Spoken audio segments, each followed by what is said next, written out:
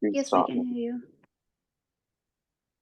Assalamu alaikum. This is Dr. Najeeb Ranginwala. First of all, I'm thankful for Allah for giving me this opportunity, and everybody can recite the Sharif.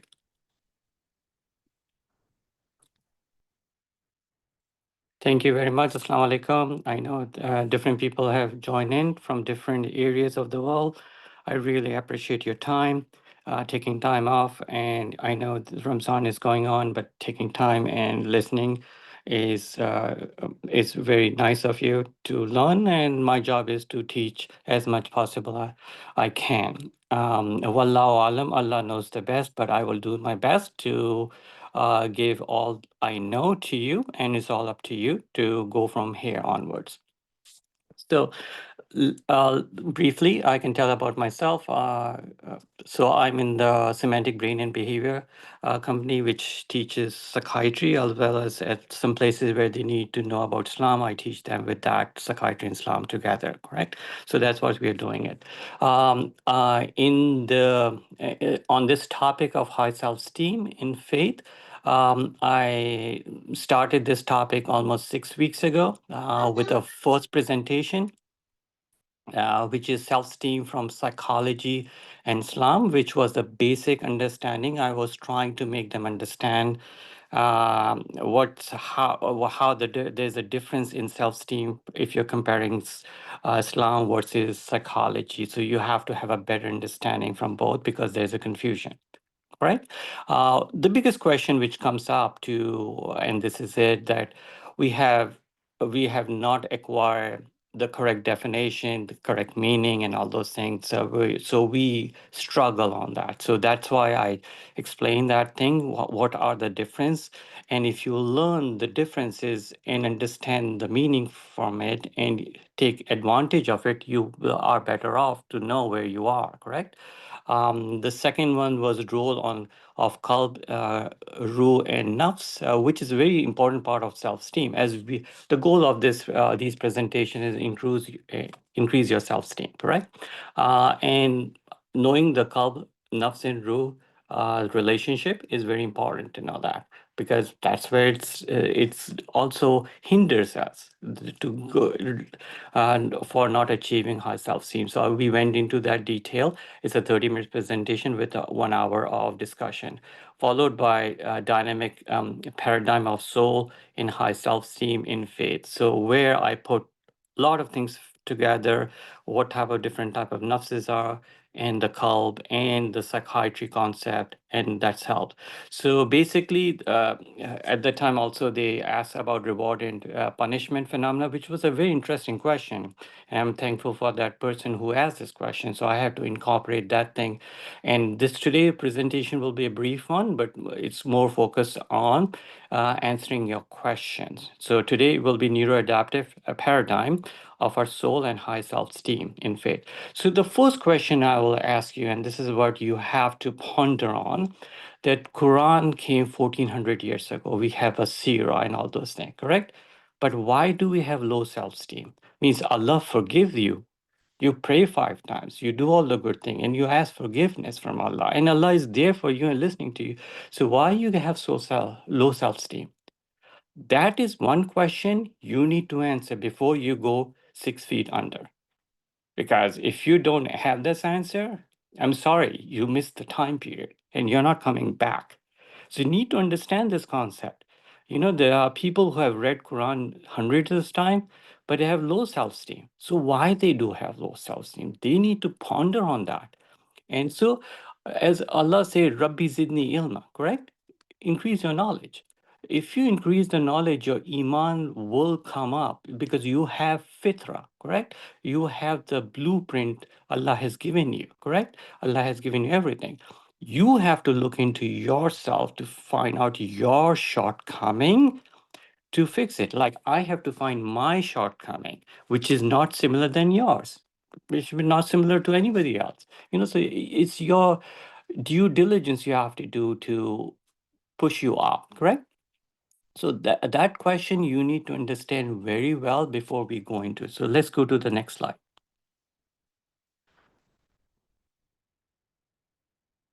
Perfect. So these are the things we need to understand. I went into detail, but I add more things on it. So as we know, in the Quran, we have the concept of qalb. And in the concept of qalb, we have three type of qalb, mayyat, marida, and qalb salim, correct? So these are the three type of qalb. Qalb salim is the pure heart. Qalb marida is the sick heart, and then kalbe mayyat is the dead heart, correct? It's mentioned in the Quran. We need to understand that, correct? And then we have also nafs. You know, we have three different type of nafs. A nafse amara, which is the bad one. Nafse lawama, which is the in between one, which is struggling between good and bad. And then nafse mutmainna, which is the good nafs, correct? So this is all mentioned in the Quran. So we have discussed in detail how our intellect or the akal affects your qalb in the previous presentation, correct? Because we know that akal is the intellect going in the right pathway, but it is a Islamic concept. This is the difference between knowledge versus akal, because you have to take a shahada, and you have to, because if you look at the exact meaning from the Fusa, the classical Arabic, akal means a rope leading to right direction, meaning to Allah, correct? So that is akal. So this is different than knowledge, because you have to have a shahada. That's why people, non-Muslims, have translated Quran, but they never understood very well. They are well-spoken people, but they didn't get the concept of Quran, and they are still non-Muslims. So that is the biggest difference between akal and knowledge. Knowledge is of, getting information, and that's it. But akal is more than that. And the wisdom is, as we mentioned, hikmat is higher level for the correct moment, correct way, and the correct purpose. So these are hikmat, correct? So for a hikmat, you need akal. Akal does not need hikmat, means hikmat needs akal. So that's very important concept to understand. And then you have alternate thought, biases, fallacies, and cognitive dissonance. So that's and ego conflicts, which affects your cult, correct? So these are the things you need to understand very well when you consider yourself. Where is your issues? Why you have low self-esteem? What are the factors? You just don't look for one factor. There are multiple factors. When you have diabetes, hypertension, all those diseases, you look not only one thing, you look for multiple things. What are the other things happening? You just don't do one thing. So if you have multiple factors that causing it, you have a better chance of coming out from low self-esteem to high self-esteem. So these are the flow chart I mentioned to you in we can apply, which are in the moment or by a person which they look. And also the question of reward and punishment, and as well as classical conditioning, that is also a psychology concept I need to explain, because reward and punishment makes a huge difference, correct? Let's go to the next slide.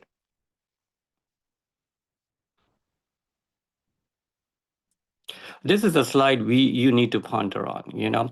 So how reward and punishment affect, and on the right side you have, it's happening in your brain. Your conscious and unconscious mind is there, and on the left side you have knowledge. It could be good or bad, or you could be evil genius, correct? With or without faith, that is, we are talking about faith without Islam, correct? So people, and then the effect. So I will come back on this slide, and this is my summary slide, so at least you're aware of it. And then we will go into reward and punishment phenomena, which was not discussed, and that needs to be discussed. Okay, so let's go to the next slide. I will go quickly, because these are conditions which we didn't discuss, but it's important because it's in your mind happening. Everybody is going through it, correct? So we have classical conditioning. Classical conditioning is at your unconscious mind. We talk about what is unconscious mind. So it's involuntary.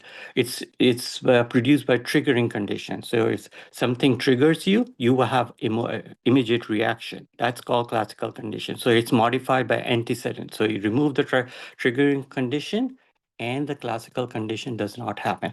Pavlov dog or pairing phenomena is how it happened in classical conditioning. Let's go to the next slide, which explain to you. So this is classical conditioning. So it's from taken from psychology from Margaret Maitland. So anyhow, in classical condition, you need to understand what is a classical condition. So you have an unconditioned stimulus like door slamming, and you have a startle response, correct? Then you have another condition while you have wind chiming and no response, correct? These are two different times, two different things happening, and that was your response.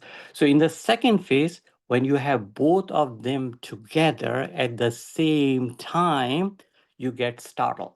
So now you have the door slamming and a wind chime at the same time, and you start getting startled. That's the second phase. So what's the third phase is? They take away, uh, they take away the door slamming, and now it's a wind chime. So when you have a wind chime, when you got used to of the second phase, the third phase is when you have a wind chime, you get a startle response. So your brain absorb that information which was before was not there. And that is in the unconscious mind. A typical example is PTSD and other. There are a lot of examples that happens in your brain at unconscious level, and you get surprised why I'm doing it. When I slam, wind chiming causes me startle. Why is that so? Because of this classical conditioning, and it affects your unconscious mind. So a lot of behaviors which you do also are based on classical conditioning. Correct. So at least you need to know where it is and where it's going to affect in your brain. Let's go to the next slide. Okay. So the operant condition is another one where it is your conscious mind or voluntary behavior take place. It's modified by consequences, and reward or reinforcement and punishment is the phenomena. So we talk about reward and punishment, correct? How it modify your Qalb and the Nafs, correct? We are totally driven by reward and punishment, correct? And that is what I like to bring it up, that how reward and punishment affects that. Okay, so let's go to the next slide. So now you understand, before you understand reward and punishment, you have to understand the hormones in your body and the factor which hormone produce empathy and fear before we go into reward and punishment, correct? So if you look at there are hormone called oxytocin and vasopressin. These are very similar compound, 9 amino acid compounds, which only 2 amino acid difference, but they work differently. They have a bonding. So oxytocin causes bonding, trust, and empathy, correct? And vasopressin causes aggression and fear. They are all produced by the brain, correct? Some of the oxytocin is also produced in the heart, but majority of the oxytocin is produced by the hypothalamus, correct? And that spreads out throughout the system, correct? And it causes the bonding, trust, empathy, correct? Along with you have a cortisol, which is flight or fright response, or epinephrine and norepinephrine from fear and stress. They are produced by the adrenal. So if you see that, they are all coming from the brain, correct? Means some of it also does comes from the heart, but majority of them is coming from the brain, from the stimulus they get, correct? And then it acts on different areas of the body. So one is the brain, second is the heart, and blood vessel and other organs, correct? Let's go to the next slide.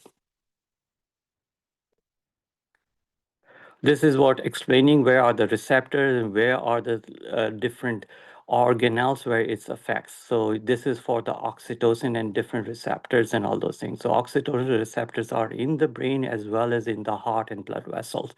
So that is very important to understand. So your empathy and trust is by oxytocin. It is also compounded by cortisol and norepinephrine and epinephrine. So these all works together in a same way. But it is a very complex phenomena. So let's go to the next slide explaining that. This is a simple pathway how oxytocin is produced.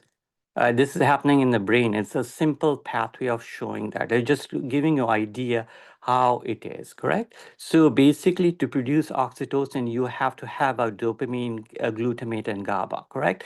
They are interaction with each of them, producing later on oxytocin, which is a so dopamine is a pleasure pathway. Glutamate is aggressive and pleasure pathway, correct? And GABA is inhibitory pathway. So there are numerous neurotransmitter produced to produce oxytocin. It's not just one produce oxytocin.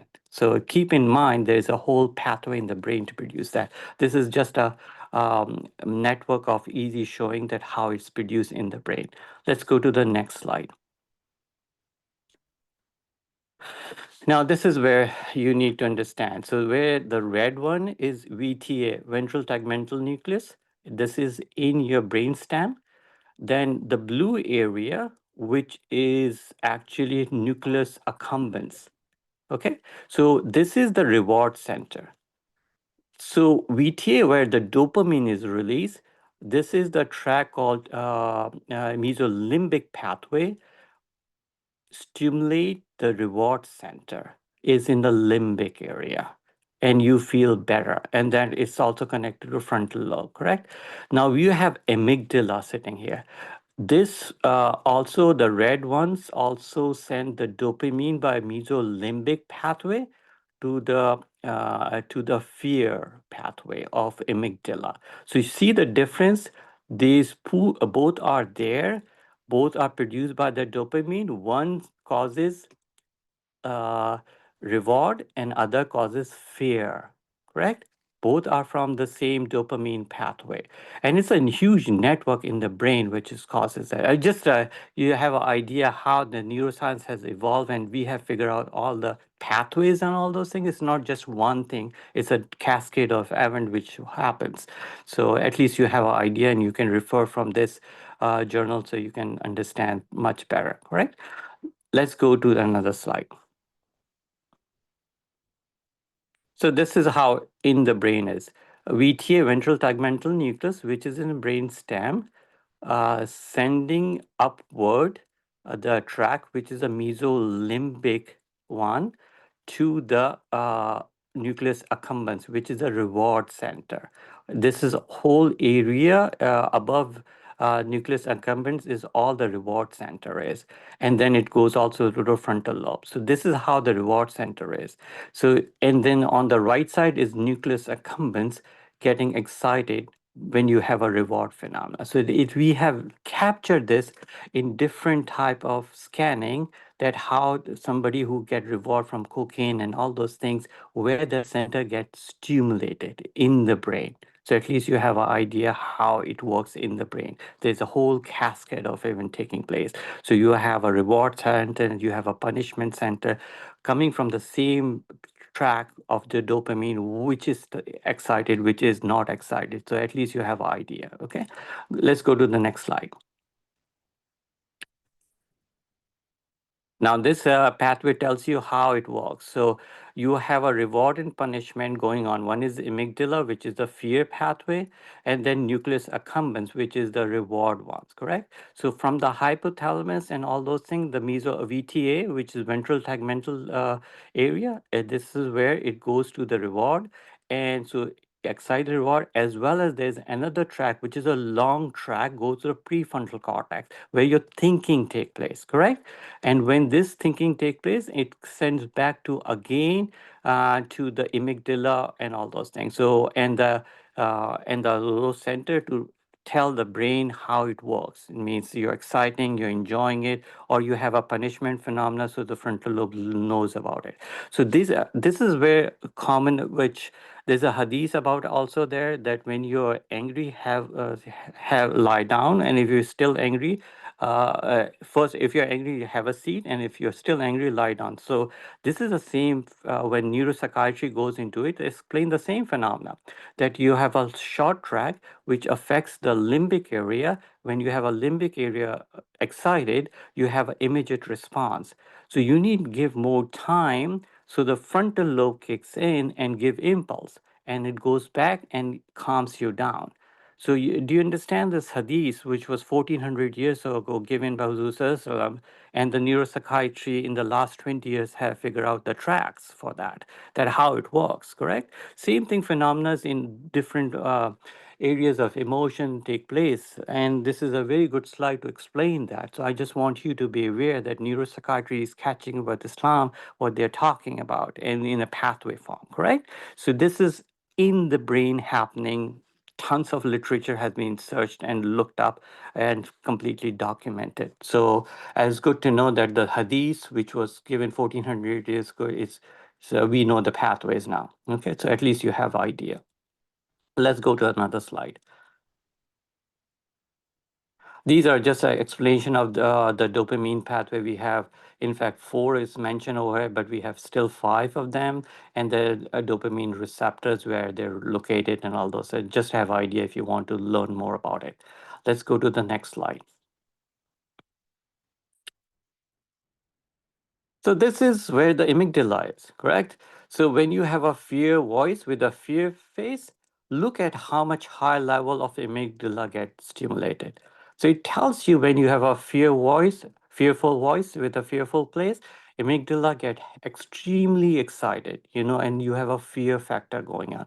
As compared to the lowest one, which is happy voice with happy face, you have the lowest response at the bottom. So you can see that response over here generated by different faces and voice document that. And on the right side showing the amygdala and the pathway. From the amygdala, it loops around and goes to with the vagus nerve, goes to the heart and stimulates the heart. So when you are afraid, amygdala gets stimulated from the vision or from the hearing. It sends the pathway to the brainstem, to the vagus nuclei in the brainstem, and from the brainstem goes to the heart. So there is a huge connection. Vagus is a huge cranial nerve, starting from the brain to the transverse colon of the. So it's a huge nerve which supplies a lot of areas of the human body. Correct. So at least you have an idea how much brain contribute to throughout the body. Okay, so let's go to the slides. Let me go back to the main slide because this is what we want to do. This is slide number 19.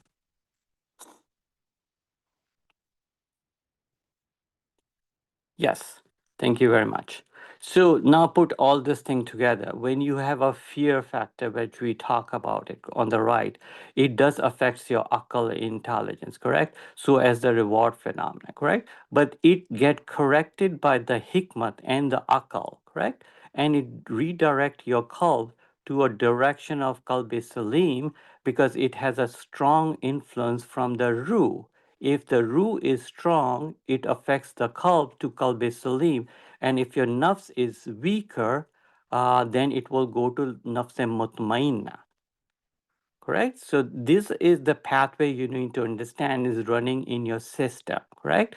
If your nafs is nafs amara and it has a strong influence on your qalb and the ruh is weak because ruh is there but it has less influence on the qalb, then the qalb become qalb mayyat or dead qalb, which is mentioned in the Quran. So when the dead qalb, which is mentioned in the Quran, that the qalb is like a black, it has a veil on it, and it just follows your nafs. That's why you nafs controlling your qalb, correct? So your akal or hikmat is not helping because the nafs is so strong of the amara that it's not taking any impulse or any input from the ruh concept. And your akal is also not contributing to it, correct? The hikmat is gone. And there is huge ego conflict on the left side. You have knowledge, which is a worse one, evil, and you can be means you can be a genius, correct? So you may have significant biases, fallacies, cognitive dissonance sitting there at the unconscious level, correct? And that is one of the reason we don't rest when we read Quran because we have our own internal conflicts sitting there. Reading Quran, you have to understand Quran. Even if you understand Quran, you have to understand the logic behind the Quran, correct? If you understand the logic and the context behind the Quran, you can auto correct yourself. You can correct your ego conflicts, you can correct your lot of things and remove your biases, fallacies, cognitive dissonance, and you will have alternate thoughts, positive thoughts, correct? That will makes a huge life difference in you to improve your self-esteem, right? This is where the huge concept of self-esteem comes, because we read Quran for so many years. You may be 20 years old or 40 or 60 years old. So the question is why your self-esteem has not come out of it, or why your self-esteem goes down, because of these factors, not one. So Allah will help you when you find yourself your shortcoming, correct? Just relying on Quran and that's it, and do whatever you want to do is not going to help you. As you can see, reading Quran will help you, but it's also depends on you how much you're going to move forward to understand Quran. As there was Surah Jummah is was mentioned, uh, uh, which is Surah Jummah, is the chapter 62, ayat number 5, to Bani Israel, that they are example where uh, actually they are actually they are just like a donkey carrying the book, don't know what is in the book. I'm paraphrasing it. So they were talking about Allah Ta'ala is talking about Bani Israel, that they are just like a donkey carrying the book on the back, not knowing what's in the book. So we are like that, because Allah is talking to, referring to Bani Israel, that you are just like a donkey. So it's very condescending. In our lifetime, Allah is telling you that you just read a book and not understanding, you're just like a donkey, correct? So we need to move out of this phase. We may be how many years old, but it's time to move out of it. Have a good understanding from Quran and Sirah. Find good people who can influence you too, but you need to do your work, correct? I don't want to take much time. If you have any questions, we can go ahead based on this flow chart. Thank you very much for coming also.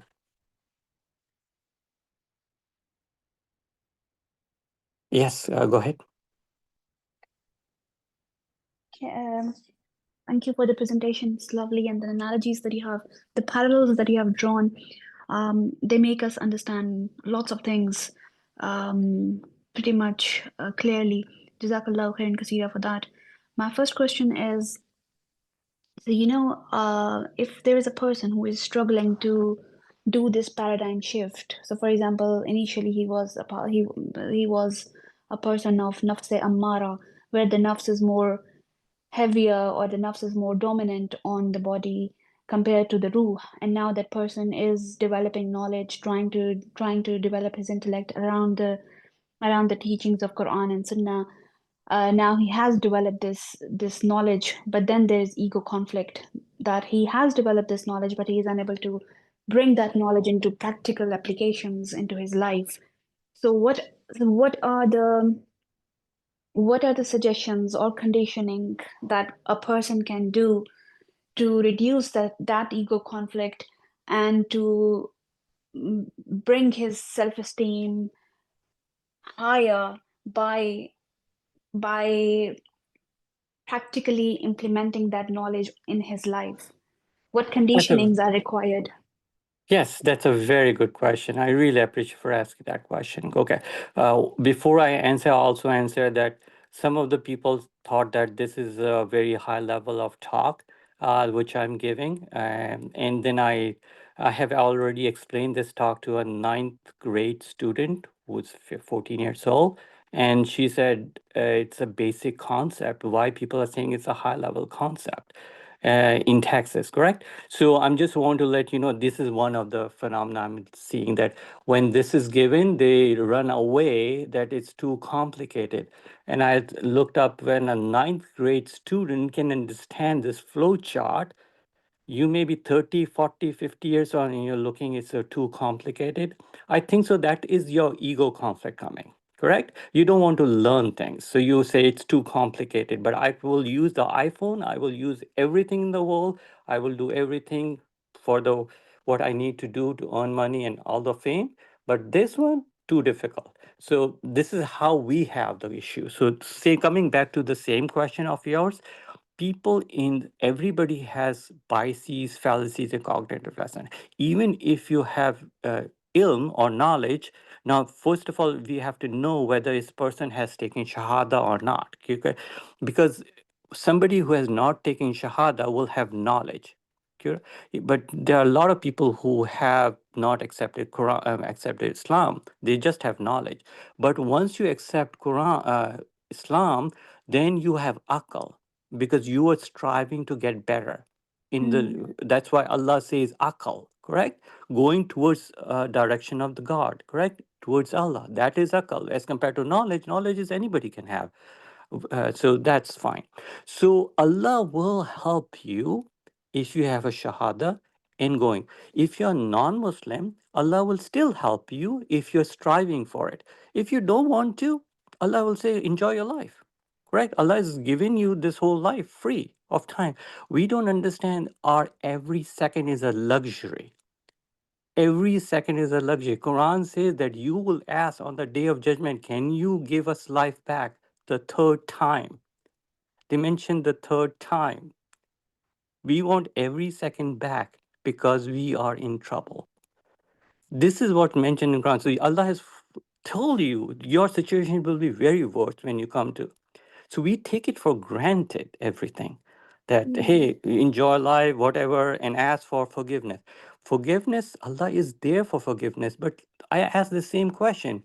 If Allah has forgiven you so many times, why your self-esteem has gone down? Allah is forgiving you every time, but you are not correcting your own basis, your biases, fallacies, cognitive. So we have to look into our biases, fallacies. We have a lot of biases. Means somebody has different, I have different, you have different.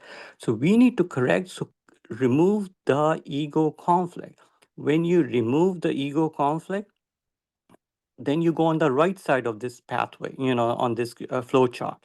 When you have removed the ego conflict, removed biases, fallacies, cognitive dissonance, then your mind is clear at the unconscious level. As I mentioned to you before, we have 60 to 80% information coming from unconscious mind, which we don't know it's coming. So first we have to register what is our unconscious mind. Once we find out these are the things coming from unconscious mind, then you can fix it because we are fixing the conscious mind, and which is 20 to 30%. So these are very important questions which you ask, that we have to look into our unconscious mind. What are our conflicts going on and how I'm going to fix it? Allah is there to fix you. And then we use means it will help you, your akal and the hikmat comes in, correct? When you have akal, Allah will give you hikmat. As you going to strive for it, Allah will give you hikmat, correct? Allah is not stopping hikmat from you. Allah has said, you work, I will give you. So there is the way for us. And if you have hikmat, you will have high self-esteem. If you have akal, you will have high self-esteem. So the goal is to get akal as much as possible and get hikmat. And the only way you can get is to follow the Quran and the Sirah by yourself. And then look at means learn from it and follow it. Did I answer your question? Yes, you did. Thank you. Can I ask another question? If somebody else is waiting, they can. Yes. Oh, yeah. Yes, you did answer my question. Sorry, I was talking and I was mute. Yes, thank you very much. You did answer my question. You have somebody I else, think Achi. Ajmal, if you can ask a question. Ajmal, you can unmute. Thank you very much. My question is about the right and wrong. Basically, this is the very good presentation. I want to know that cognitive versus spiritual alignment. How does the neuroadaptive paradigm of the soul influence one's ability to distinguish between genuine faith-based self-esteem and uh, ego-driven ignorance? So And where are you getting all this from? Where you're extracting this from? yes, I am from Pakistan, No, And no, the information you're giving is what's the theory behind which you are saying that. I just need to hear from that so I can think that way. because there is some knowledge, we don't have much knowledge about the topic you are.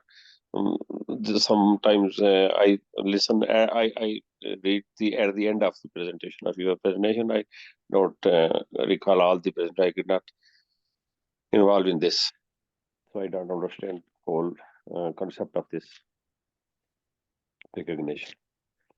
So I want to know how someone who have not much knowledge about the balance of this neuroscientific base of faith, and how he can understand right and wrong without any Okay. knowledge. So without any knowledge, first of all, you have to see whether Allah exists or not, correct? That's the Yes. first thing, correct? You have Yes. to have a faith, correct? Faith cannot be Yes. seen. It has to be observed and learned and appreciated, correct? Allah, you cannot see Allah, correct? Yes or no, correct? You cannot see, but you can see in the nature the presence of Allah. You can see the presence of Allah in you. How your cardiac system is working, how your endocrine system is working, how perfectly it's working, how your system and healthy system of yours and all the millions people healthy system are working. So you see the evidence of God or Allah. Means it's up to you which one you want to pick, correct? So first you have to Yes. have a shahada, correct? When you have a shahada and you learn the Quran and the Sirah, it opens up your mind. You have to have the first step correct. If your first step is incorrect, like there are a lot of non-Muslims who have written Quran in a very detailed manner, but they are still non-Muslim and they still struggle with a lot of concept. Now there are Muslims who understand this concept and Allah give them hikmat. So then they understand the whole concept. So you have to drive the akal from the faith, correct? As compared to ilm without a faith. That's the difference. So that's a good question. And once you have the Islamic faith and the akal, which is intellect going towards righteous direction, Allah will give you hikmat. When Allah give you hikmat, everything opens up. Look at Luqman Hakim. If you look at the Surah Luqman, where was Luqman Hakim was? He was in the forest. Allah given him the hikmat. Why? Because he was searching for it. There was no university or colleges over there at that time, correct? He was surrounded by nature, but he was striving to get it. Why during the time of Huzur, some people were striving for all the iman and akal? Because they know what is right and what is wrong. They were not in a good situation in Arabia at that time. They were drinking, doing all the bad things, correct? But they moved from the lowest nation to the highest nation who conquer Persia and Roman Empire almost at the same time, correct? So this is the basis of you. Allah has given you fitra. If you search for it, Allah will give you more. But if you're doubting Allah, then that's the first step you have taken wrong, correct? So you need to correct the first step and go in that direction. Read Quran with proper understanding and the Sirah and understand them. Then you will open up the whole concept. It will open up to you. That will be my suggestion to you. But yeah, did it make sense to you? Yes, but there is many concepts floating around the world. Uh, you know, um, which we cannot drive. I think from uh, it's mine, maybe lack of knowledge or wisdom. So let's move on to akal concept, correct? And floating concepts like you can say that when an individual lacks knowledge and wisdom, and they cannot understand many things in this latest world, when someone cannot decide which one is right and wrong. Like I have a very common question. I can say that sometimes I have the question about cryptocurrencies or some is it right or wrong. There are many Let's confusing. go to the basic concepts. I'm not Uh, going to the cryptocurrency right now. I mean, sood, matlab riba, and that's like Yeah, kind of that's fine. thing. Let's work on the first shahada, correct? Let's do that, correct? Have a proper shahada and have a proper understanding of the Quran. Once you don't understand the real meaning of the Quran and the depth of Quran, it will be difficult to go higher, correct? Then it's difficult. Why the Muslims were able to capture Romans and the Persians at the same time? Because they got the concept right, Yes. black and white. And you have the luxury of time, sir. I'm telling you, I have the luxury, but I understand my shortcoming. Every second of my life is coming down, and I cannot get it back. I can guarantee you about you too. So you can play this game or do whatever you want, but it's high time to do it. Because you can get confused. Hey, I didn't know. Allah said, Allah will tell you, I have given you the book. I have given you Sirah. I have given you all the opportunity. Correct? Allah will ask you this question. You cannot say, I'm confused. You have the Yes, fitrah. yes, but I think there is a lot of lack of knowledge in our. So catch up. Group. You caught up Yes. with our cryptocurrency, correct? Okay. Many other concepts. This is just one No, I'm example. just telling you in a Medical constructive way. I intelligence, don't want to, I medical science. respect you. Yes, yes. No harm feeling. Hey, I'm respecting you. This we all go through it, correct? But look into deeper meaning from the Quran and understand the basic concept, and then build up. Allah will be proud of you, correct? Thank you so much. Thank you so. You're most welcome, sir. Thank you. Assalamu alaikum, brother Najeeb. I have a Walaikum question. May salam. I ask? Sure. Brother Najeeb, I have a question. That is, I think so. This is a kind of concern as well, and this concern is from what I am perceiving is from most of us listening to you. Your presentation was very good, and it has been very good. It is my third and fourth lecture I am listening to you, but I am confused or stuck with the basic definitions and basic phenomena of the terminologies you are using. So I am bringing forward your attention. If you have some data, material, or references you can share with most of us, so that we go through the same material and we analyze or we come to know, we understand the basic concepts and the terminologies, so that we connect the thought and idea or the theories you are presenting to us. I think so that will be beneficial for us in a sense that we can get most out of your presentation. Any comment on this? Thank you. No, I understand what your concern is, okay? But but let me tell you, I when I teach to the ninth grade student, correct, over here, who are 15 years old, when I show this flow chart and explain all these things, these kids who are in ninth grade in America, think about it, they are in America, got this concept very nicely. How much they got it, I don't know. It's Allah knows best. Whether they got 80%, 70%, 60%, I don't know. But they have enough that they can explain to other people, right? So, so I'm just telling you, if a 15-year-old kid can get it, we all can get it. I'm just telling you, just take away this biases that you cannot get it. There is an easy way. Just spend time, look up from the books and what is being said, and rather than go into major detail about each concept, because if you go into major detail, you can get lost. Just go step by step, and if a 15-year-old can understand, anybody can understand, correct? So that is my point. It's Brother, go ahead. brother Najib, you are very much right. We can understand it very easily, and these are not rocket sciences that we can't learn.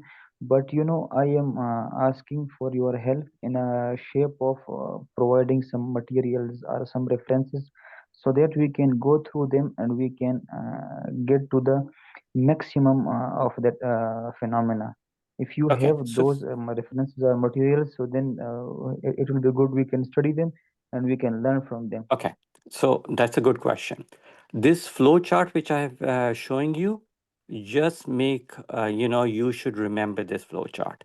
It will help you a lot, correct? This is your goal is correct, to figure out where are your flaws are, correct? Because these flow chart is coming from the means most of them the terminology is coming from the Quran. And by the way, what I'm saying is not mine. It's by Dr. Israr Ahmad, Maulana Maududi, and there are so many other physicians who have said the same thing in a different way. It's just not mine. It's I'm just knowing the concept of psychiatry and combining it together, so there are so many other people who are saying almost the same thing. I don't know how much they know psychiatry, but since I know psychiatry, I'm combining psychiatry together to make you understand that tomorrow if you talk to somebody else who knows psychiatry, by the way, psychiatry will help you understand this concept. It will make sense to you. So just know this thing and read Quran and the Sirah. Once you read Quran and Sirah, and if you have this flow chart, it will help you. That is my best answer to you. All right, My I question got is it. So this. nice of you. Just kindly share the presentation with us so that we can go through it. Thank you so much. Okay, you have the recording, so you can look into that. What's the Yeah. difference between ilm, aql, and hikmah? And according to Quran, should we work on hikmah or ilm? Because Allah subhanahu wa ta'ala says, وَمَن يُؤْتِ الْحِكْمَةَ فَقَدْ أُوتِيَ خَيْرًا كَثِيرًا. Okay, so akal. If you look at the definition of akal from the Quranic concept, the fusa or the Arabic classical Arabic, it's like a rope pulling in a right direction. That is where the context and the meaning is, correct? As compared to ilm, is just a knowledge, correct? So knowledge could be good or bad, but when you have a shahada with the knowledge, you're going towards Allah, correct? So we have a lot of people who have knowledge, but they use knowledge in a bad way. But once you have a shahada, and then Allah will guide your knowledge in a better direction because you have a better understanding. So that's if you look at the flow chart, on the right it says Islamic faith, correct? On the left it says faith. Faith could be any faith, correct? Not the Islamic faith, but any faith, or you don't have any faith, correct? Then it's knowledge, means a non-Muslim have knowledge, correct? And he can use his knowledge for his benefit. But if he has shahada, he will go into the other territory of akal. And then when you have akal, more self-esteem. The better akal you have, Allah will give you hikmat. When Allah give you hikmat, you have a higher level of thinking power. So your goal is to get akal as much as possible. That will help your self-esteem. And if you do further, Allah will give you hikmat. I don't know any person who has hikmat has low self-esteem.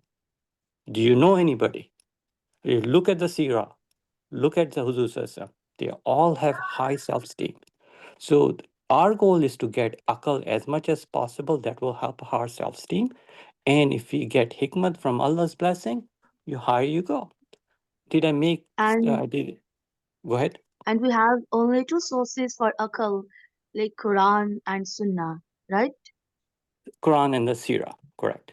These are the main source. Yeah, there are a lot more other sources, but you concentrate on these sources, Quran and the Sirah, correct? Then also you look at the pious people like Momin, correct? This is the third step because you want to associate with the higher people. So human has a tendency to look to higher ground, correct?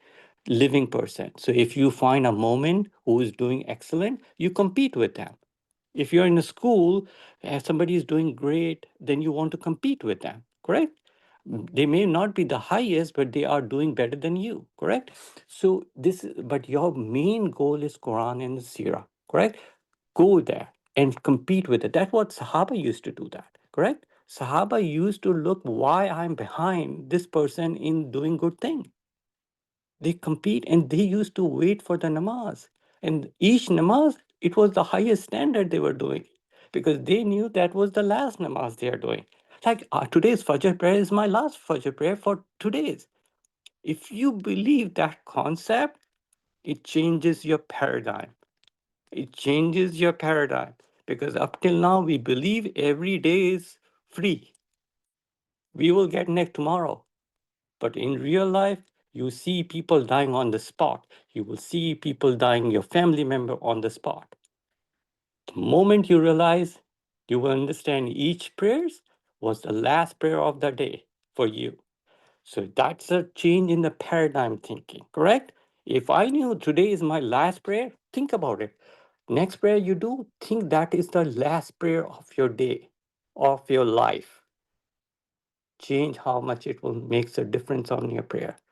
Because once you understand that concept, and on the day of judgment, you say that, Allah, I bring this prayer for you so I can go higher, you will have a higher prayer standard. That's my way of looking.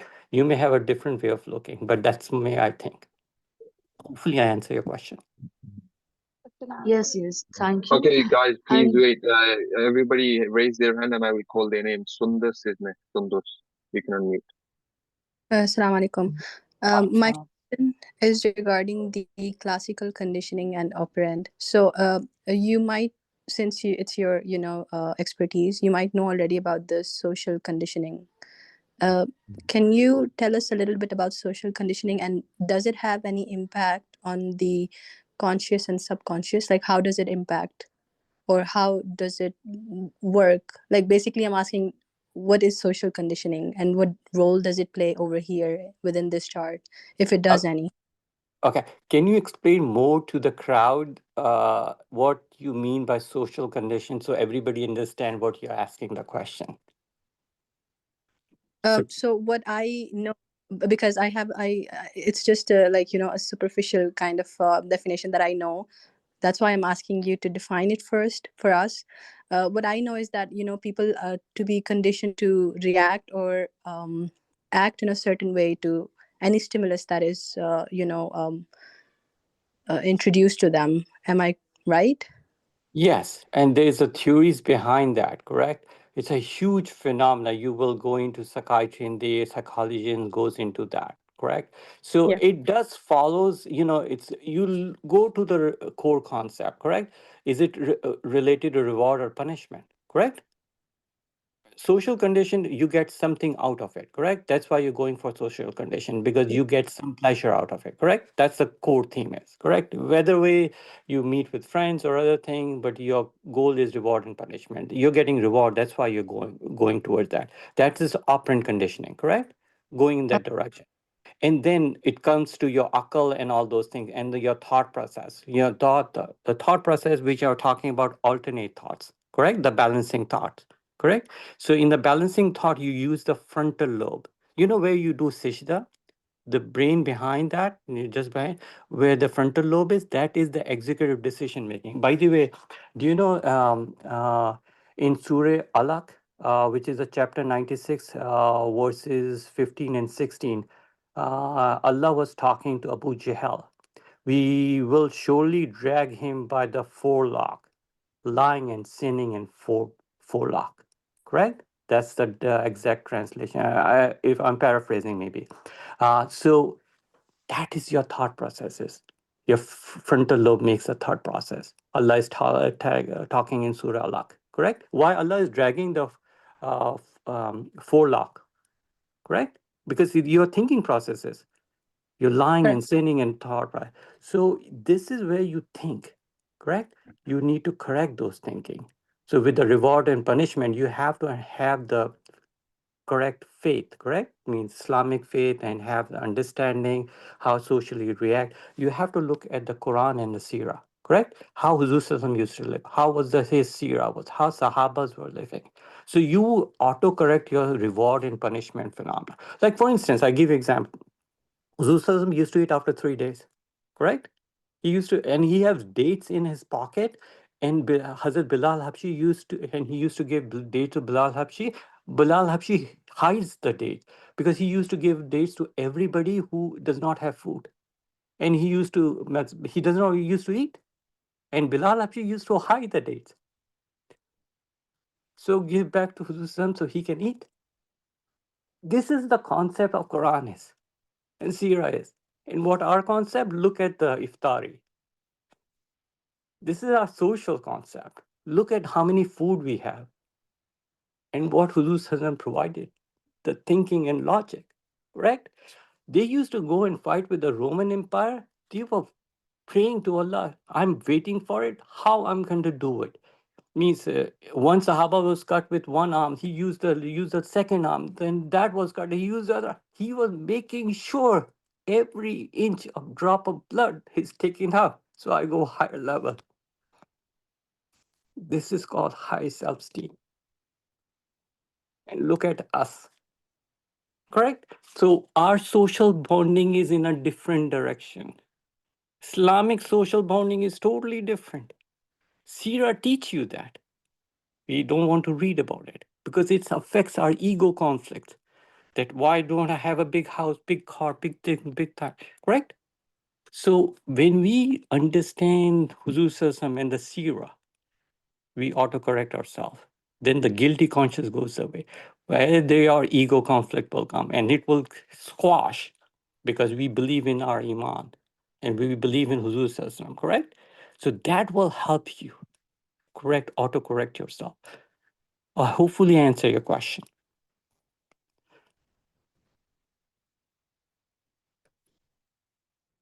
Yes, thank you so much. Okay, so that is nice. Please unmute. First of all, I can barely hear you. now you can hear me. Yes, better. First of all, I want to say that that is very excellent presentation, giving us a lot of information.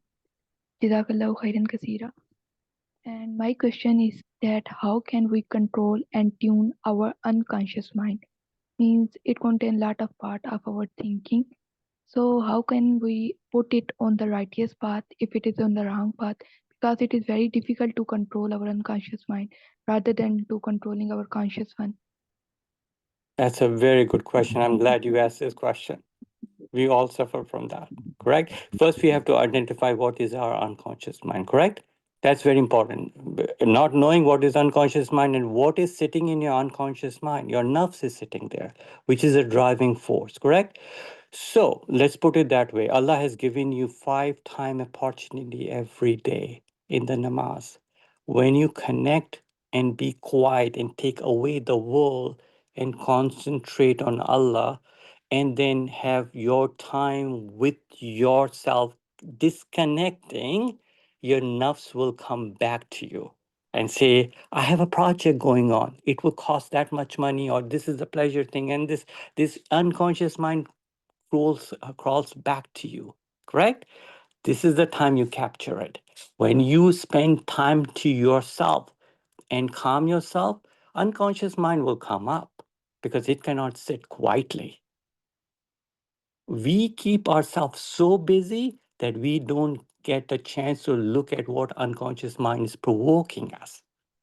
But if you spend time on yourself in a quiet moment and spend your time, how you spent your time and how you're doing as compared to some pious person, unconscious mind will bother you.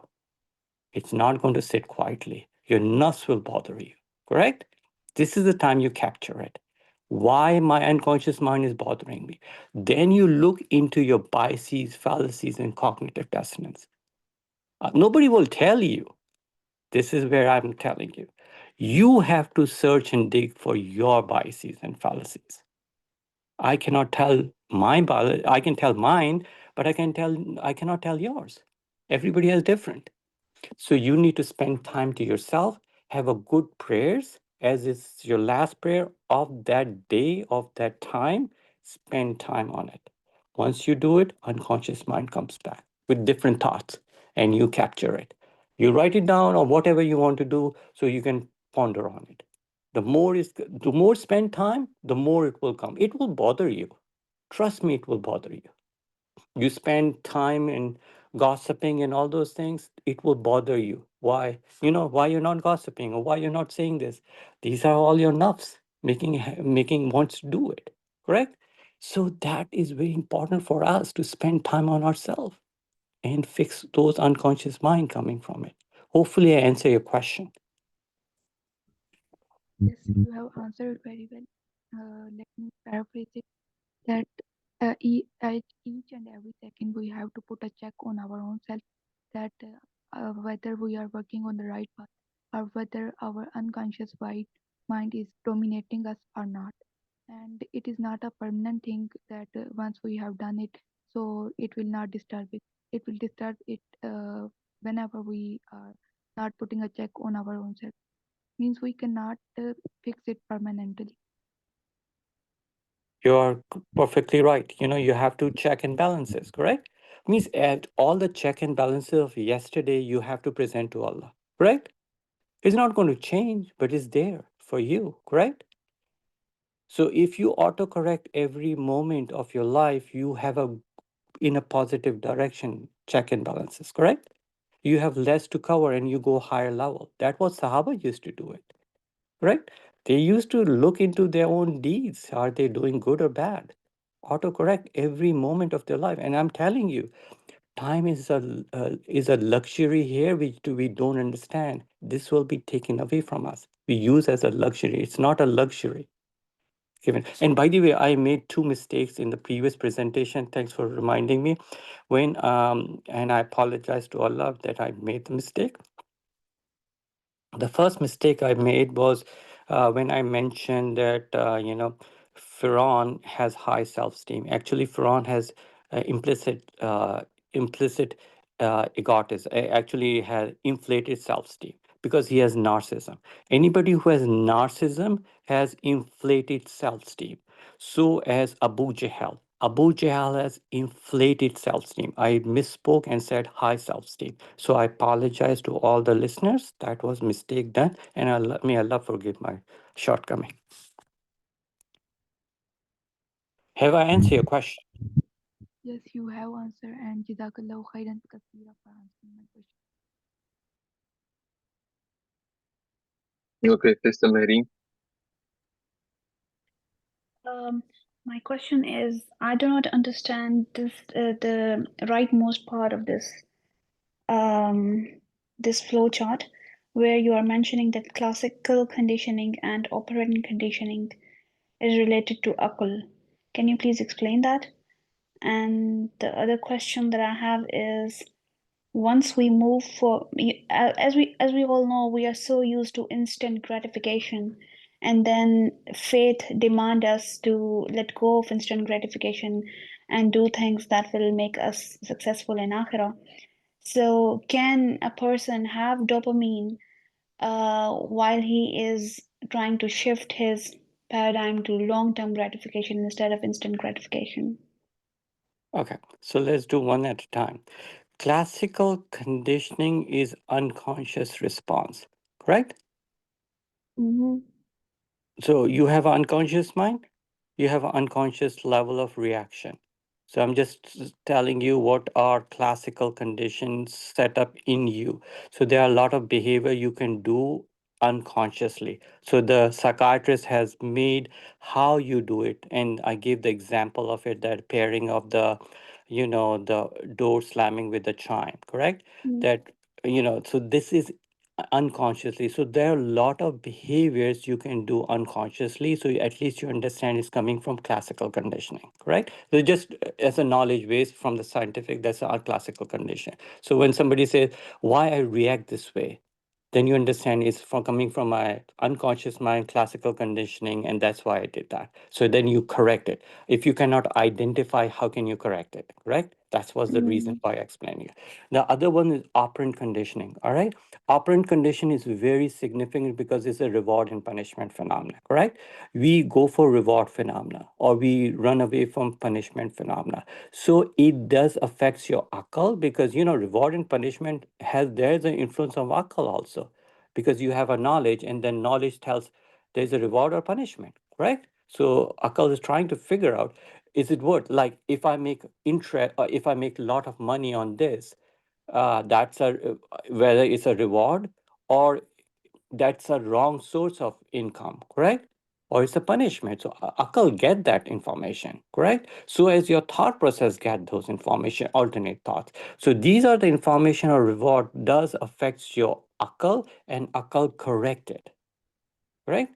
Because reward and punishment is attached to your thinking process, correct? It's a thinking process. Because if you look at the reward pathway, from the neural circuit is coming from VTA, ventral tegmental area of the brain stem, and it affects the nucleus accumbens, which is a reward pathway, reward center, correct?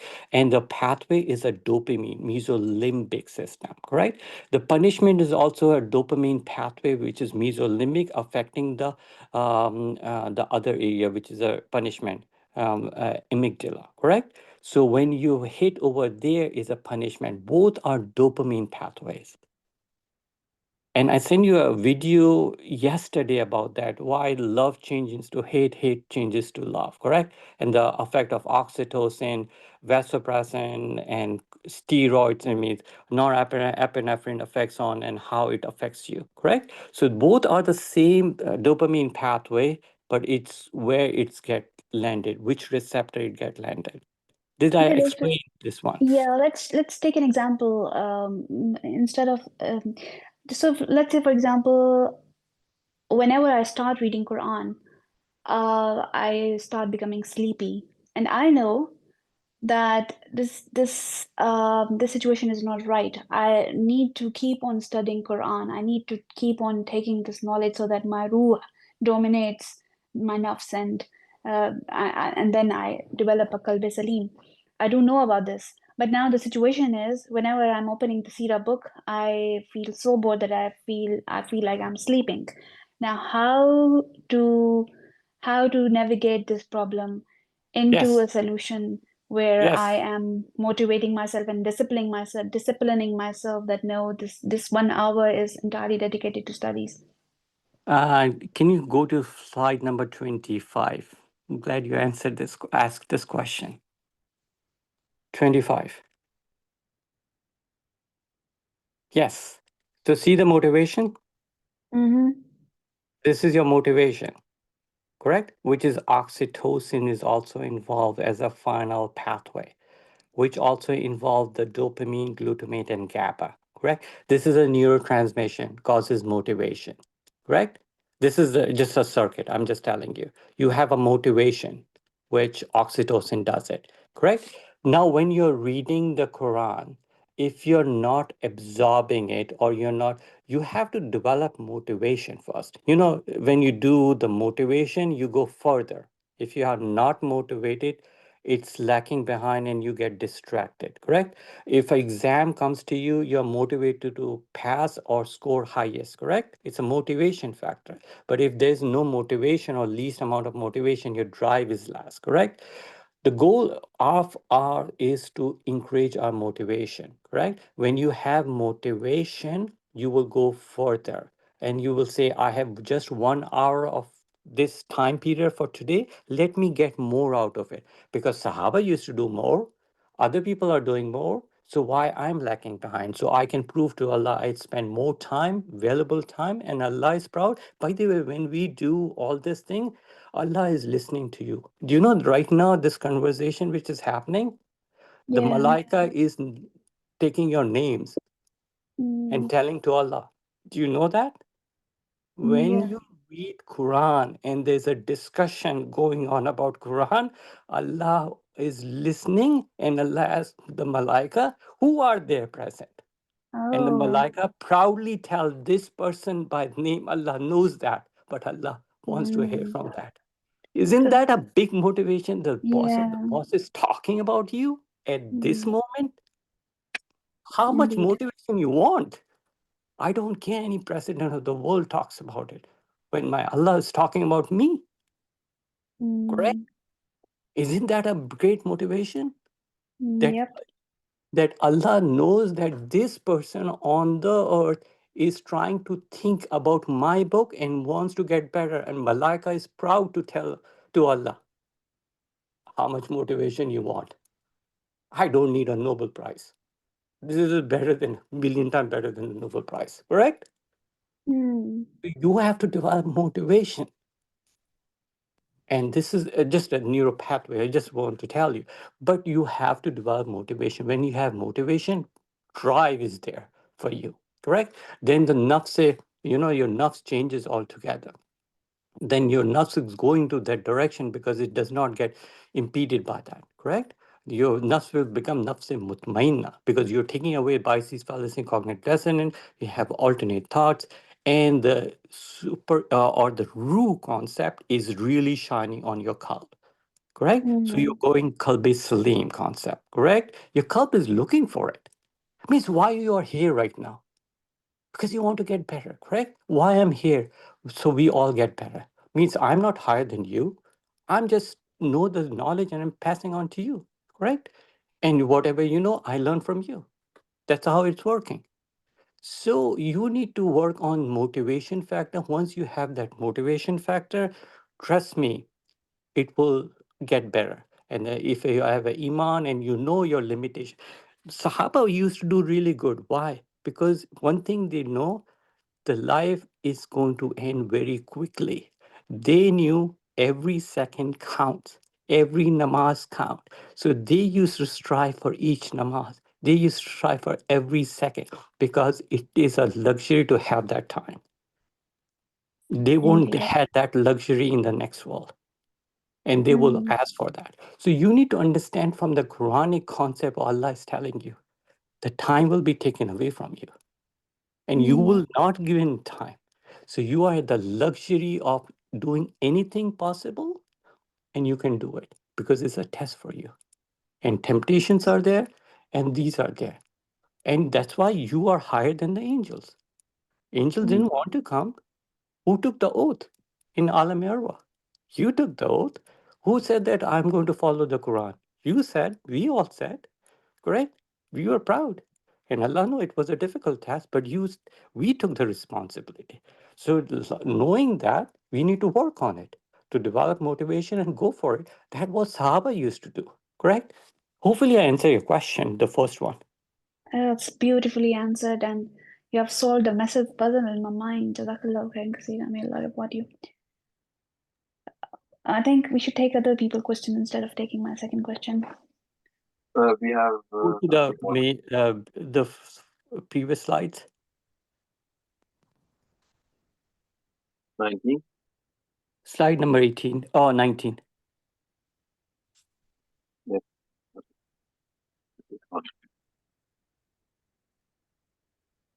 Okay, brother Almas, you can ask the question. And so we cannot hear you properly. Brother Can you hear Ali? me now? No, not really. We can barely hear you. Brother Ali, please take the mic.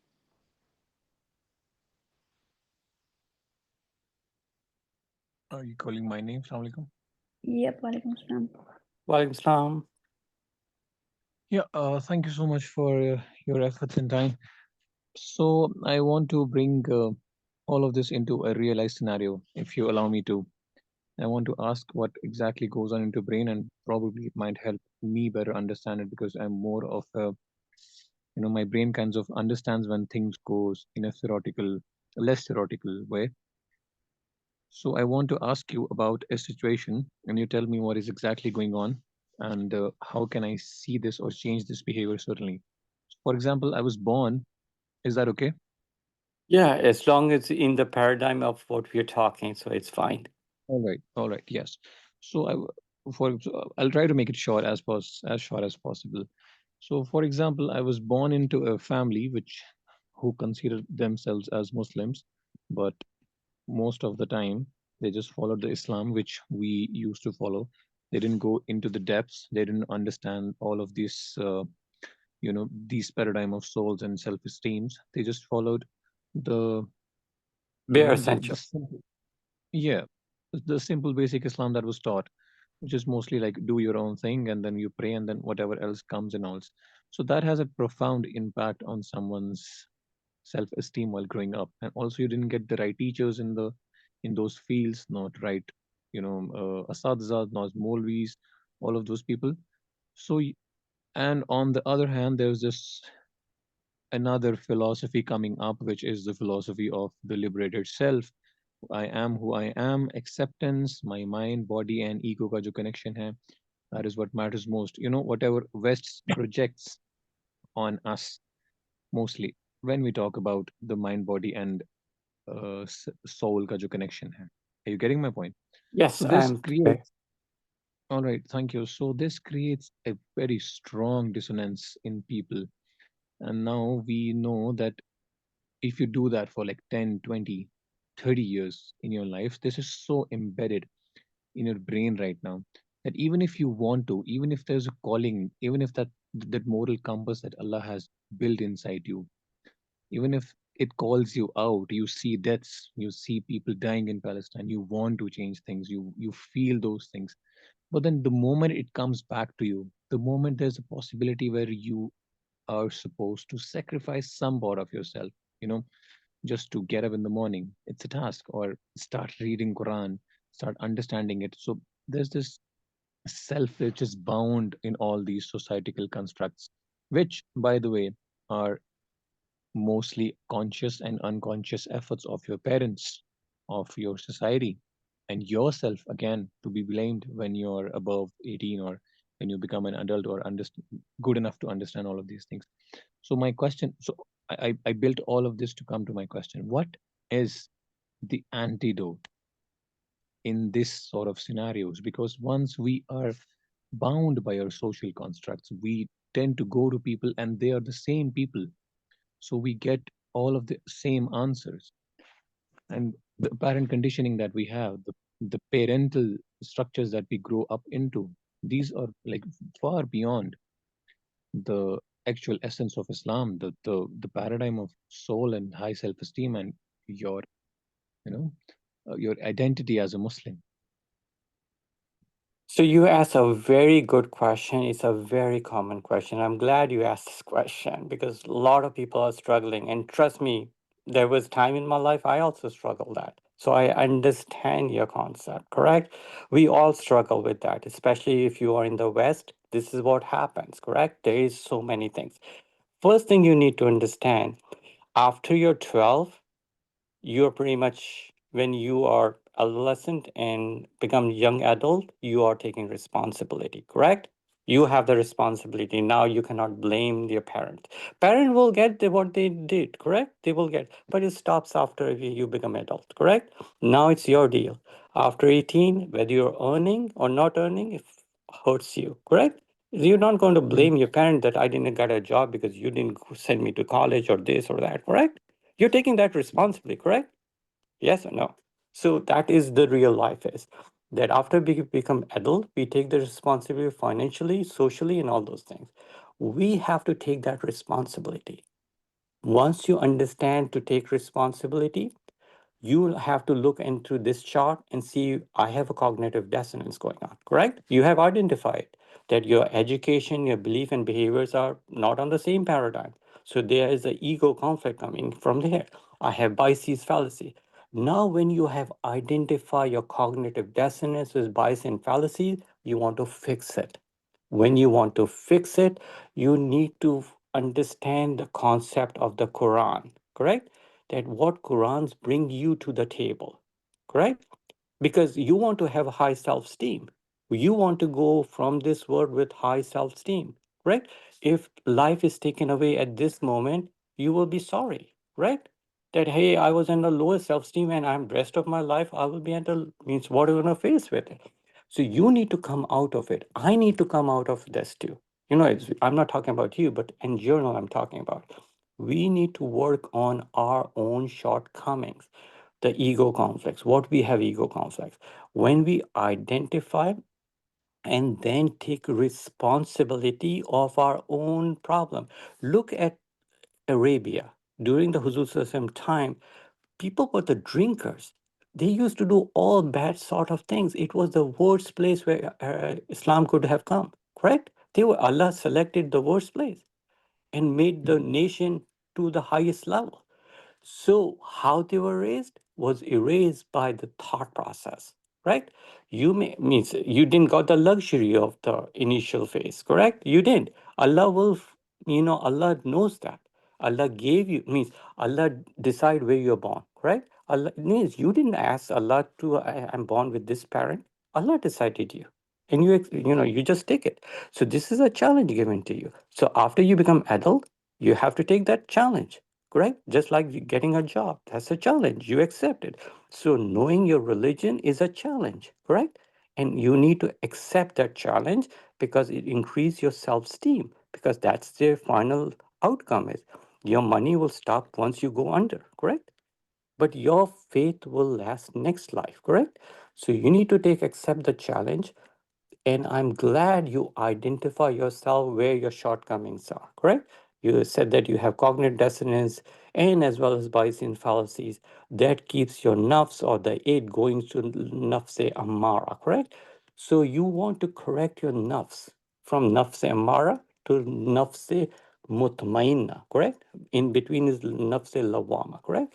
So when you do that, your fitra or your ruh will influence your qalb, which I call ego or your mind, makes a huge difference. So that will help you, but you need to concentrate and take responsibility. Allah has given you every time, correct? Right now you have time, you have an intention. That's why you are here in this presentation, correct? If you are not interested, you would not be in this presentation. So you want to strive to get better, correct? So let's work But on it. Go ahead. yeah, so this all seems very paradoxical, to be honest. Once I understand, so all of this comes down to how much courage I have to understand what my God has told me to understand. Is that correct? How much What courage I put courage? in, the Yeah, courage you to have. put, yeah, Yeah, to you bring. have to. Do you have courage to go to the workplace? No, no, that's what I'm saying. So it all boils down to the, the calling that you have inside. That Yes. maybe we're shifting to a more philosophical sense of this question, but so what I see is, for example, if someone doesn't have this all base, so To can develop you not? that. So Yeah, I mean, yes, that's a good question, by the way. Yes, if you don't have, you need to spend time on yourself. Why you're not developing it? Because Allah has given you fitra, correct? You agree on that. yeah, yeah, yeah. So where's that? It's not in the earth, it's in you, correct? That is So shining for you, sitting in you, but it is lost in your 900 somewhere. It's not being collected. So the root concept, which is all right. affecting your qalb, is not influencing your qalb, which is in your mind, the ego conflicts and all those things, correct? So you need to bring out that, shine that root concept, correct? So with the akal and with the hikmat, you make your qalb stronger, correct? When you make a qalb stronger with the influence of the ruh, the nafs has less input on you, correct? And the nafs will go to nafs mutmainna, correct? It's a huge process. It's not going to help in one day, correct? It's a process. People have high faith and go slow faith. It's phase wise, correct? So I'm not expecting you going to go from one day to another and you become. It is a process. But if you go on the right process, Allah wants you that, correct? On the day of judgment, Allah, on the day when the soul is taken out, we all wants to be on the right pathway, correct? So we need to work on it.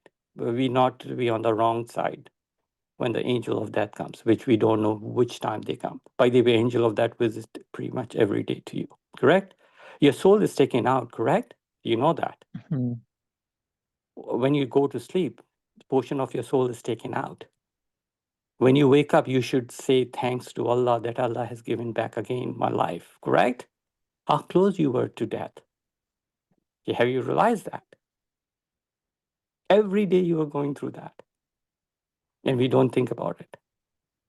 So think about it. Some days the soul is not coming back.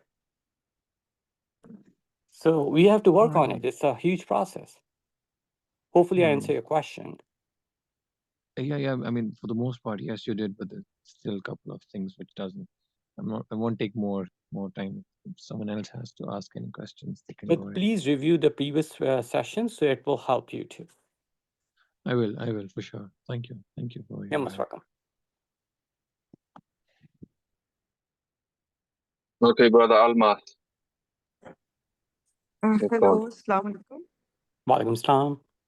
Yes, I want to ask question. Like I've come across different kind of people, like the people who are following Islam, and if I identify them as inflated high esteem, and I have some conversation with them, and I just wanted to tell them this is wrong, this is right, and they're not coming into it. And I was just listening to one of person who's also a psychologist. He was saying that if a person is narcissistic, don't tell him that he's narcissistic. So if I'm preaching someone and if I identify that he or she is having the high inflated self-esteem, how can I navigate through it? Like, can you help me in dealing with it? And another type of person is like, I'm feeling here, almost all the people are here atheist, and I have a very much interaction with them, and I always come into my mind that I should tell them that there is God. So whenever I want to tell them, they just say me, oh no, we don't have any interest in religion. But they are very kind, they are very, like, their morals and their ethics are so much good. It is like, if I compare with those people who have the high inflated self-esteem, and they're like, I came across them with some sort of conversations, so I feel more them towards and inclined towards those people whose morals are good, but they are not coming in towards like uh, accepting God. So I'm just confused what kind of people are around me. So how can I deal with these two kind of people? Just can you help me in regarding this? Okay, that's a good question, and let me try to answer that question. Sorry about that. So people with inflated self-esteem, if you go to psychology concept, they're not going to accept because of their issues. You know, they have low self-esteem. Their ego is very fragile, so they are fixing on that. Correct. So the best example will be Huzur Sallam, the Sirah. Correct. That Yeah. will be the best example. Huzur Sallam used to teach to everybody. Correct. People with inflated self-esteem, people. Correct. But Huzur Yeah. System used to guide them. This is the right pathway, but not enforce them. Correct? Yeah. That was his teaching. Huzur System used to be the best example for them. If they want to learn, they can learn from them. And Huzur System used to cry when they never used to learn. And Allah said, that's not your job. Do you remember that? That's also mentioned in Quran. Your job is to just preach them. Yeah, It's not your it is the responsibility hidayah. if they don't change it. Yeah, hidayah comes from Allah. Yeah. So you work on yourself, tell them, but don't tell you have this and that. Then of course they go into their own castle, because that's a behavior mechanism. You call them this and they will say, who are you to tell me? Are you a psychiatrist, psychologist? Correct? You don't tell them. You show the best what Islam can provide. So when Huzur Sassam used to go to the Jews and the Christian, he never used to put their faith down. Correct? He used to tell what is the correct faith, and this is what I am offering. Correct? That's what Quran is, and you're going to means he doesn't want to impose on them. You know, this is I'm giving it to you and telling you you're not in a right direction, but if you want to follow it, that's your choice. You're aware of it. So work on yourself.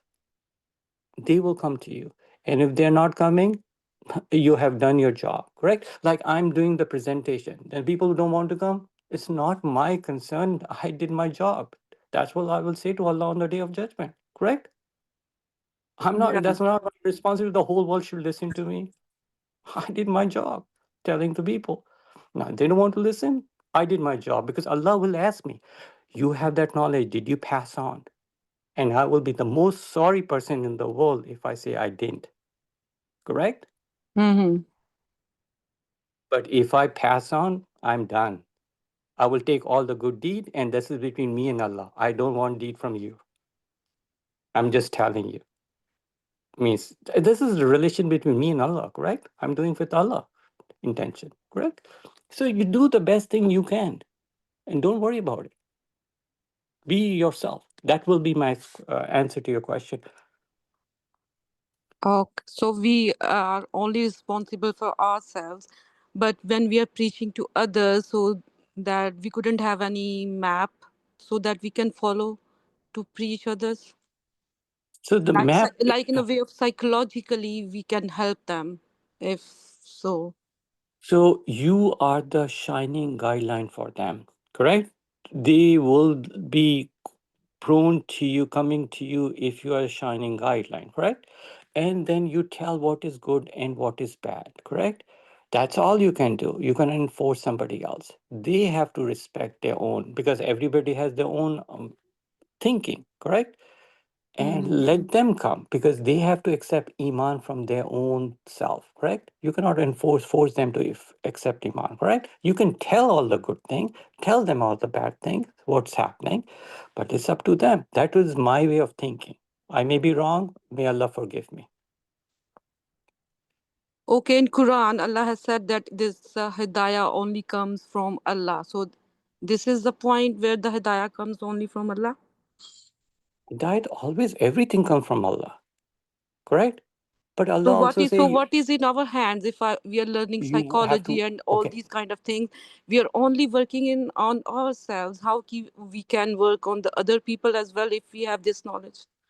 So hidayat always comes from Allah, but we also have to work also, correct? If Yes. we don't work, Allah will not give you hidayat, correct? Like example of Jang-e Uhud, correct? Huzur Sallam prayed for it, Sahaba prayed for it. What happened in Jang-e Uhud? We didn't follow, Yeah. correct? So we have to do our job too. Allah will help you if you do your job.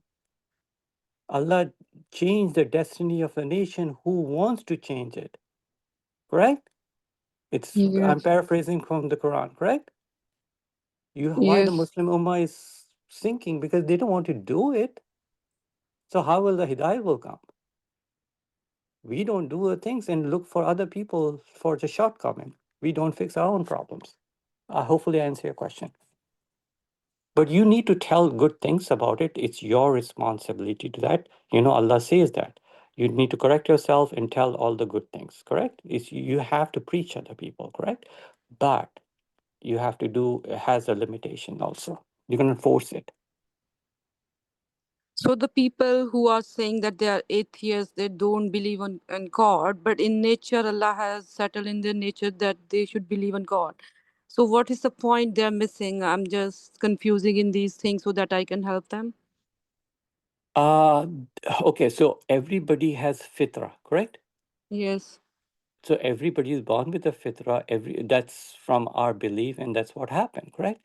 They also are there. So they have the imprinting of Allah's fitra, correct? Now, if they decided not to follow because they're following their nafs to nafse amara and enjoying it, and they don't want to give up, then all you can do is tell what's good and bad, and it's up to them to decide. If they move forward in a right direction, it's good. If they don't, then they're responsible for the action. You cannot force them, correct? They can take shahada based on their intention, not your intention, correct? Allah will accept their intention. If they take intention because you said so, that's not right. They have to believe in what they say. Means you did shahada because you believe in it, not what your parents believe it. You're following Islam because you are doing it, not what your parent told you. Parents are done by when you are 18, correct? Now it's you, Yes. and so that's it.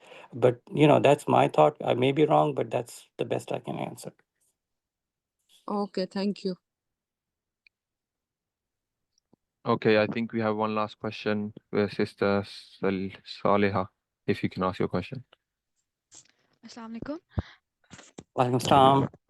So my question is not regarding the today's presentation, but that's regarding the article you have shared before on that was related to Qalb. So like whenever Sorry, your voice got disconnected.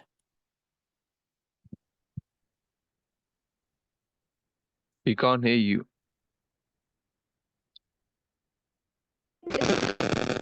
whenever we study that concept of Okay, Qalb, can you we repeat take it. again? You got disconnected. Okay, that my question is regarding Qalb. Like the article you have shared and a lot of other people, they translate Qalb as the thinking power or the overall cognitive thinking and all those things, but in Arabic the word Qalb translates as heart, and heart is the pumping organ, so we don't find any sort of thinking ability with the heart. But whenever I read this concept of Qalb, we or the heart, I have this thing in my mind that there in Quran nothing can be metaphorical, right? So like for example the concept of embryology, when until it wasn't discovered, the Quranic scholars used to take that at metaphorical, or the movement of mountains that has been explained in Quran. So is it this thing that we are still not that much discovered about that much about heart, so we take it as metaphorical and just the thinking ability that a person has, and take the Qalb in that in this context? You asked a very good question. I really appreciate. Okay, so let me correct it. Okay, and this is how it goes. You have language, you have science, and you have faith, correct? Now, all three can say something, but does not mean all are the same. Learn by heart. I say, okay, learn this thing by heart. So does the heart learns the thing? It's a metaphorically used, correct? We all know that. Heart does not learn the thing. There's a metaphor. There's a learning, you love from the heart and all those things, correct? It's a metaphor. So it's a language metaphor, correct? Now, Arabic, the classical Arabic of Fussa has lot of metaphors, correct? The problem comes, the person who translate, in my opinion, did not do what I think is the best, correct? So if you look at the Fussa or classical Arabic, the word qalb means something that understand, something is in the center, or something that moves. That's the meaning. Now think about that. That's the exact meaning of qalb in classical Arabic or Fusaris. Now somebody thought in their time that that relates to heart, right? And that's became the concept of everybody puts in the heart over there. But ideally, it should be written qalb, or written what the exact meaning from the Fusha is, correct? We now need to go to the real source, not somebody because this become, confirmation bias. Whoever translate thought that is heart. So we are following that, right? That is not fair. Allah is saying qalb. Qalb means center, something that moves or has understanding. So it should be kept the same way. Now, moving forward, if you look at the paradigm of science, psychology, and everything, what makes sense is your mind, not your heart. And that is, I explain in detail where the issue comes, because you have a ego conflicts. Where it's happening? It's in your mind. Where your nafs or id is in the mind, correct? What about the ruh? Ruh is something we don't know much about it. But as I mentioned in the previous presentation, if you look at the concept of superego, which is given by the Freud, it's not the perfect one. But if you assume superego is the highest moral value given by Allah, if you use that concept, it makes a lot of sense. So psychiatry is not perfect. It has flaws in it, but you have to alter and change based on your religion, and does it make sense? So when you correlate superego with ruh, with the concept, the highest moral value Allah has given to you, as rather than your parents giving it, so it has to be Allah, then you understand the ego conflicts happening, because now your superego is fighting with the id, and the ego has to resolve it, and then you have an ego conflict, correct? Now, ego conflict, then it is in the unconscious mind, correct? Then you have biases, fallacies, and cognitive dissonance, correct? All these things affect, correct? So you need to fix all those things, and you have to have understanding, and that's what I believe. And actually, if you look at it, like for instance, people who says the heart is the center, I only ask them, that if the brain dies, does the heart stay alive? None of the physician will tell you it will stay alive. It will die. That's why it's called brain dead. This is the official definition by all of us physicians, doctors, and all over the world since 1981. So you look at the 5 symptoms from the brainstem. When they stop working, your heart will stop. It's just a matter of time. But now, if your heart dies, like for instance, cardiac arrest, but if the brain is functioning, you give them shock. Why? Because you exactly know the brain is working, so it will come back. But when the brain dies, you exactly know it's not going to revive. That's why we leave it alone. So we look at the 5 symptoms. There is exception to those 5 symptoms. I'm not going to go into medical phenomena, correct? So we believe, and that's my concept, that the ego is your qalb, or it's in your mind. In fact, if you look at Maulana Maududi, Tafsir al-Quran, he explained in detail. When he mentioned the concept of dil, he also mentioned it's the ego and it's in the mind. He has mentioned in Tafhimul Quran also. You can read it, it's written there. And there are so many other scholars who have, Zakir Naik talks a lot about it. He's a physician in India, correct? He talks about in detail about that. There are other physicians who talk about it. So it's not like, even Imam Ghazali, take him. He used to, it means thousands years ago, correct? He was a big scholar at that time. He used to call spiritual heart. He never called structural heart. So we have all this idea that this qalb is in your mind, this is the ego. And it makes so much sense when you look at this paradigm, which I've drawn it. It makes sense. But if you put qalb as heart, there's a problem. Because then does the heart have a thinking process? Does the heart has memory system? Correct?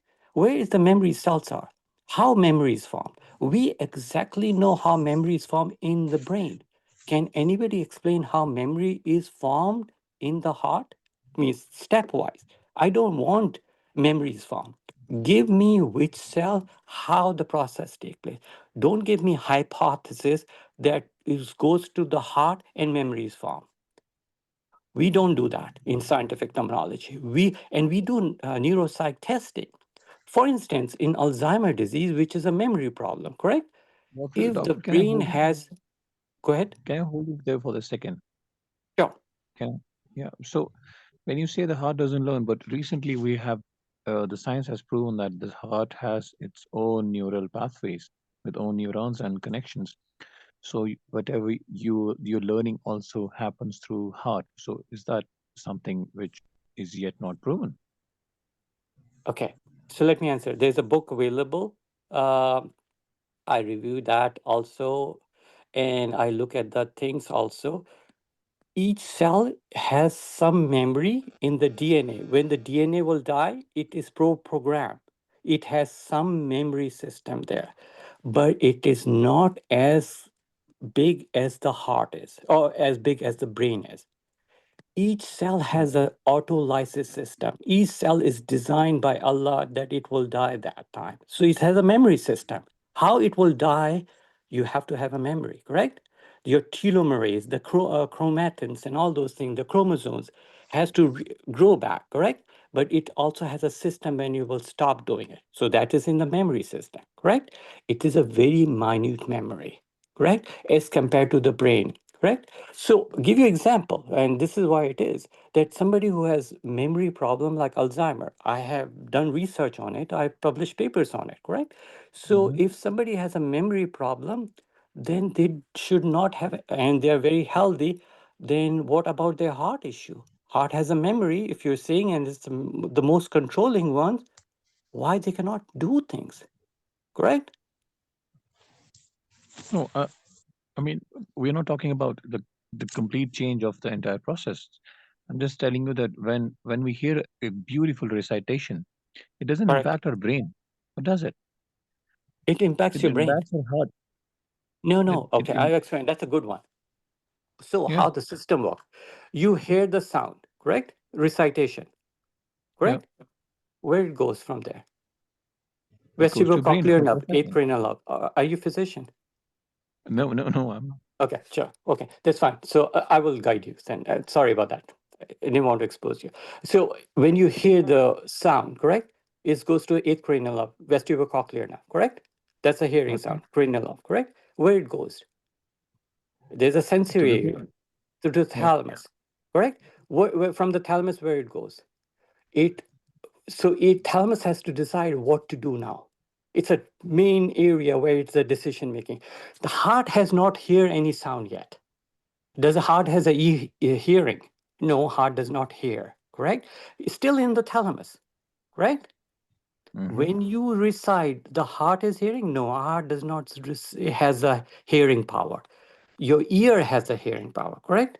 Ear goes, vestibulocochlear goes to thalamus. From the thalamus and the basal ganglia decide what to do with this sound. Is it a preference? Is it a good one? It's the time to spend on it because you got thousands of input right now in the thalamus at this second, correct? It has to decide. It sends impulse back to the frontal lobe and the limbic area, right? Limbic area is autonomic response. From the limbic areas go to hypothalamus. Hypothalamus is the main center of autonomic nervous system. That is sent down to the vagus nerve to the heart. So now your Yeah. heart is connected by SA node to the vagus. So autonomic nervous system is completely feeding your heart, right? And you have a response coming back. So you feel it. Do you get my point? Now explain the other way. If you say heart has effect, explain the pathway from the heart. You have a brain pathway I explained to you, correct? In a layman term, correct? Now, if you say heart hears it, tell me the pathway. It does not have a pathway. I understand it completely. So when Allah tells us we have हमने उनके दिलों पे मोहर लगा दी, stamp their Okay, hearts. let me recorrect you. Dil, there's no dil. There's qalb. Qalb. Yes. Yeah. So Go we ahead. have stamped their qalbs. So Correct. is it like we were talking about some part of brain which doesn't give access to the qalb? Yes, they're talking about the mind. Because here, if your mind is totally blocked, it has no effect because this is the center point. What is Qalb? That's what I'm trying to explain. Qalb is something which is in the center that has understanding. So when somebody put the first step as a wrong step, we go in the wrong direction. The whole building is wrong now. And I'm correcting that. Please keep Qalb as Qalb. If you keep Qalb as Qalb, it's correct. But if you change, this is called confirmation bias. Somebody thought is Qalb, they put Qalb. Now everybody think about structural heart. But if I say, why don't you keep the translation of Qalb as Qalb? Because that's a metaphor use and, learn by heart. Do you think you learn by heart? No, you learn through your brain. Exactly. You love from your heart, bottom of the heart. Do you? I mean, whenever That's there's a a heartbreak, I do feel it in my chest. Yes, that is a reaction response to your heart because heart is pumping. It's under the control of your brain. When a person is brain dead, the heart dies. You cannot do the other way around. So if the brain is dead, the heart will die. But if the heart, later on it will die. It's just a matter of time. So you have to understand that. So if the brain is alive and you have a cardiac arrest and no beats, we shock you, correct? Yeah. Why we do it? Because you are not having any pulse for a minute or two. You're pretty much dead. By your definition, the heart is dead. So that's the central, correct? It does not flies because that's a wrong concept. So this is where the confirmation bias is that somebody put heart as Qalb. Now we always think of structural heart. If we correct from the Quranic definition as Qalb, or go to the Fussa or classical Arabic, what it means. Go to the source.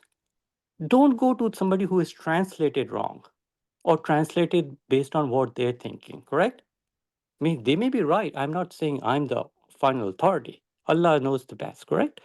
but we know that is what the fussa says, something in the center that moves or has understanding. So the concept of understanding comes, you should have a memory system. Without memory, you cannot have understanding, correct? So we're looking at something which is in between your mind and your heart. Which is that organ then? Now you're going to hypothetical situation. I don't know. Correct? I mean, you have to pick one thing. Don't go in somewhere where it does not exist, correct? You have to be one thing. Yeah, Muslim or non-Muslim. Don't say in the middle. Correct? Is there anything with emotional intelligence attached with your heart? As I mentioned to you, all the emotion, the whole 9 yard of emotion lies in the brain. Heart is a recipient of receiving the impulse. If somebody prick you, you move your hand, correct? Same thing goes with the heart. Heart is an organ of blood supply.